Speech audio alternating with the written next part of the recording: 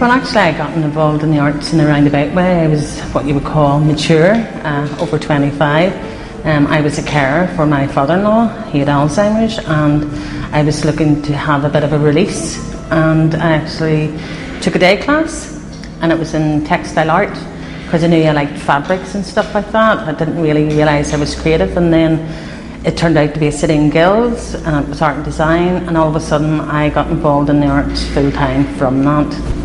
My work tends to come from a reality. It comes from something that's real. It can be an experience. One significant piece of work that I done before was about my grandson Scott, who was very premature and very ill, but I documented the experiences myself and the whole family went through, and that became an art piece in its own right, and it was like sharing a story and actually communicating to other people how you come to these things. So there always has to have a point in it, and sometimes it's political, sometimes it's social, sometimes it's artistic, purely within its own right because it's about colour, but it always has to tell a story, and it's meant to engage you somehow within it. Talk us about the experience that you want the visitors to take away from all this, and what you're trying to express in this piece itself. The work is about menopause, and the reason why I've done menopause sounds just not because I'm going through it myself, but I woke up one day and I found it was a really lonely experience, and the fact that most people don't actually talk about it. It's a very taboo thing in society, and I felt that I wanted to help try and break that taboo a bit.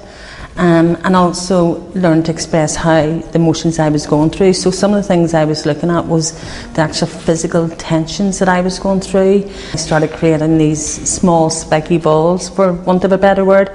And then they actually, not only was it, they looked a bit dangerous and surreal, but they also look quite beautiful. And an awful lot what I also do would be create environments, and this is what I've done here. It's actually called an immersive environment. You can't see the projections, but there's a projection on it, and as well as sound. And I'm trying to get the viewer an experience of a pathway that you have to go through. And it looks quite dangerous and intimidating at the start, but I encourage people to go through it, navigate their way, and by the time you get to the end of it, it's actually you start to become a bit more comfortable. You start more accepting of it, and actually it's quite therapeutic and engaging. I do feel that you can, through sound and visuals, if you connect them up properly, you can give a sensory experience, and it is about just not looking at a piece of art, it's about feeling it and feeling it inside as well. And a good lot of the viewers have said they've had that experience, which is good. The visual arts, I think, is very difficult to achieve funding for it. It's the most costly of all the art forms, materials wise, should you be a painter, sculptor, so the actual funding to do that, and I think it could be better funding and it could be more regular.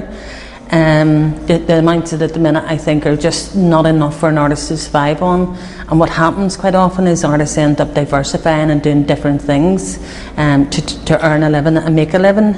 Artists don't get the opportunity to concentrate on their practice in the way they need to, and I think there needs to be more support in that. Northern Ireland is in a very peculiar scenario. We're largely ignored on a UK basis. You tend to see an awful lot of support, networking groups, etc.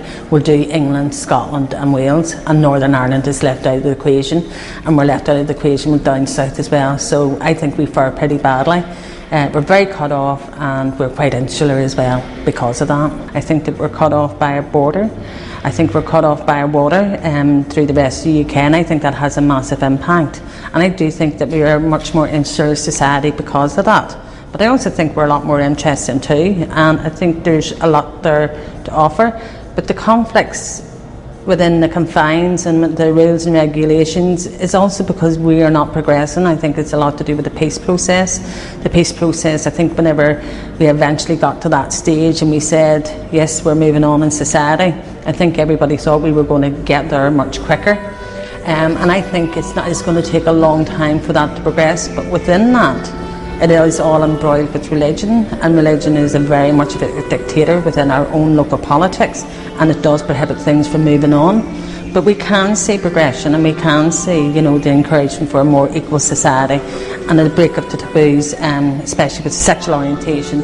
There's a progression in moving on, and I think people are now sort of going, we want to have a normal society, and that includes whether they're involved in religion or not, but they don't want it to dictate how they live. Sometimes it goes too far, like the taboos about saying Happy Christmas, in case it might offend somebody. I think it is about being tolerant, but I think we have a way to go on that.